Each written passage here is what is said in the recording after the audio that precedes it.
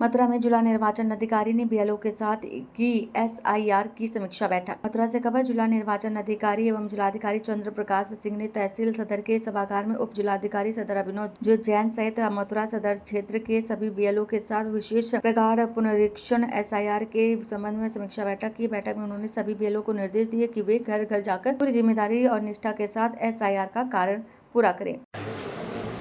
देखिए, हम सभी जानते हैं कि भारत निर्वाचन आयोग के निर्देश पर उत्तर प्रदेश में विशेष प्रगाढ़ पुनरीक्षण यानी एसआईआर का कार्य प्रारंभ हो चुका है। 27 अक्टूबर से आज 3 नवंबर तक हमें वोटर लिस्ट और जो संबंधित प्रपत्र हैं उनको प्रिंट आउट करना था। इसी दौरान जितने भी बूथ लेवल अधिकारी हैं उनको प्रशिक्षण देना था और इसके अलावा उनको आइडेंटिटी कार्ड या अन्य आवश्यक अभिलेख भी उनको हस्तगत कराए जाने हैं। कल यानी 4 नवंबर से और 4 दिसंबर तक हर बीएलओ घर घर जितने भी मतदाता हैं उनके घर जाएगा और कम से कम 3 बार जाएगा हर मतदाता के पास और उनको इनोमरेशन फॉर्म 2 प्रतियों में देंगे।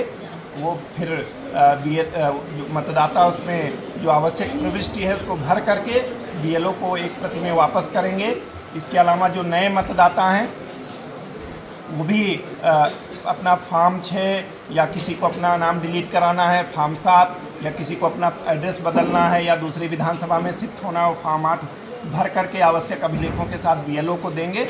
और बीएलओ का ये काम है कि कोई भी जो भारत का नागरिक है और 1 जनवरी 2026 को 18 साल की उम्र पूरी कर रहा है और विधि द्वारा अदरवाइज उसको अयोग्य ना घोषित किया गया हो, वो मतदाता सूची में उसका नाम शामिल किया जाएगा। किसी भी कारण से यदि कोई अपात्र मतदाता जो भारत का नागरिक नहीं है या गलत तरीके से उसका वोटर लिस्ट में नाम किसी कारणवश आ गया है, उनको भी सर्वे कर करके उनके नामों के बारे में विधि सम्मत निर्णय लिया जाएगा। और जितने डुप्लीकेट मतदाता हैं, डेड मतदाता हैं, यहाँ से शिफ्ट हो चुके हैं या वो वोटर लिस्ट में उनको मतदाता नहीं रहना चाहिए, उनका भी सर्वे करके सूची बनाई जाएगी।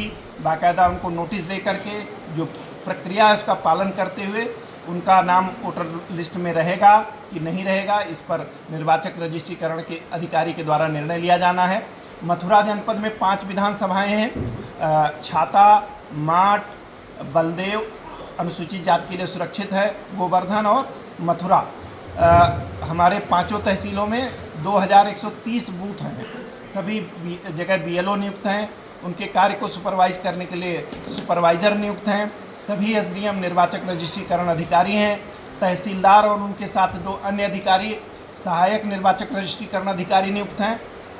स्वयं उप जिला निर्वाचन अधिकारी एडीएम फाइनेंस है और मैं जिला निर्वाचन अधिकारी हूँ। हमने सारी पॉलिटिकल पार्टीज के साथ बैठक की है, उनसे अनुरोध किया है कि हर बूथ पर बीएलए नियुक्त करें और जो ये विशेष प्रगाढ़ पुनरीक्षण का कार्य है जो व्यवहारिक रूप में कल से प्रारंभ हो रहा है, बीएलओ हमारे घर घर जाएंगे। मैं मथुरा की जनमानस से अनुरोध करूंगा, अपेक्षा करूंगा कि ये जब जाएं, ये बहुत ही महत्वपूर्ण काम है। संविधान ने मतदाता होने का अधिकार स्वतंत्रता के बाद सबसे पहला दिया था और मतदान का अधिकार भारत के नागरिक का सबसे प्रथम अधिकार है। तो ये मतदाता सूची जितनी हमारी शुद्ध होगी और उतना ट्रांसपेरेंट तरीके से चुनाव होगा, जो मतदाता प्रतिशत है वो भी बढ़ेगा। मैं ये अनुरोध करूँगा, बार बार अनुरोध करूँगा अपने बीएलओ साहिबान से कि कोई भी व्यक्ति जो पात्र मतदाता होना चाहिए उसका नाम ना छूटे। कोई भी व्यक्ति जो अपात्र है, जिसका मतदाता सूची में नाम नहीं होना चाहिए, वो किसी भी दशा में उसकी मतदाता सूची में उसका नाम ना हो। यही इसकी बात की आज पूरे जनपद में ट्रेनिंग कराई गई है। मैं स्वयं मथुरा विधानसभा के जो बीएलओज की ट्रेनिंग है उसमें मैं स्वयं प्रतिभाग कर रहा हूं। परंतु मैं वार रूम हम लोग बना रहे हैं पूरा तहसील स्तर पर और जिला स्तर पर। किसी भी बीएलओ को किसी प्रकार की कोई समस्या आती है तत्काल हम लोगों से संपर्क करें, परंतु किसी भी तरह का कोई अफवाह ना फैलाए। यदि कहीं उसको लगता है कोई अफवाह फैलाने का प्रयास कर रहा है, वो हम लोगों के संज्ञान में लाए। भारत निर्वाचन आयोग के बिल्कुल स्पष्ट निर्देश हैं।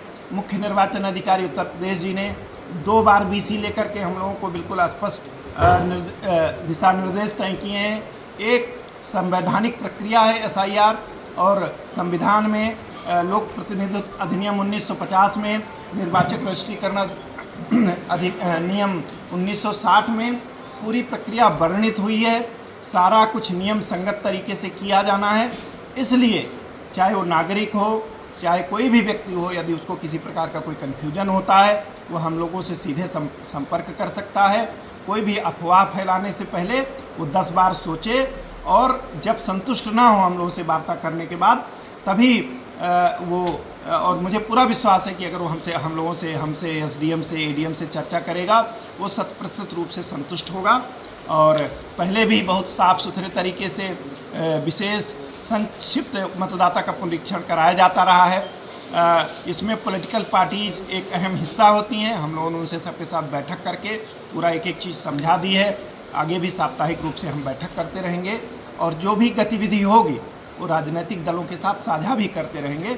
मेरा बस आपके माध्यम से यही अनुरोध है कि सभी राजनीतिक दलों से इस पुनीत कार्य में, इस राष्ट्रीय कार्य में सहयोग करें। जब हमारे बीएलओ घर घर जाएं तो उसमें किसी प्रकार का कन्फ्यूजन ना हो। वो जिस तरीके की जो सूचनाएं मांगें वो उनको सूचना उपलब्ध। मथुरा से अमित शर्मा की रिपोर्ट।